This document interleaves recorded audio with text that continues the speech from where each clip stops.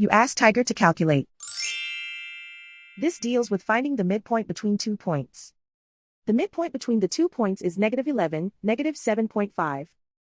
Let's solve it step by step. Plot the 2 points and calculate the midpoint using the formula. The coordinates of point 1 are, x1 equals 69, y1 equals -92.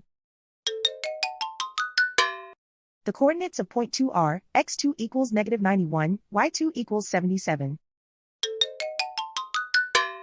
PM represents the midpoint of the 2 points.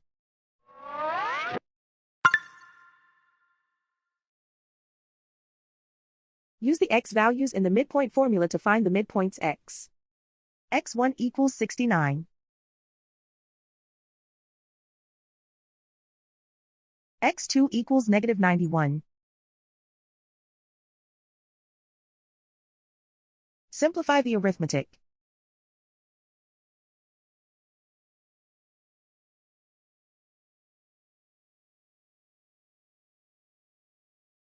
Use the y values in the midpoint formula to find the midpoints y. y1 equals -92. y2 equals 77. Simplify the arithmetic.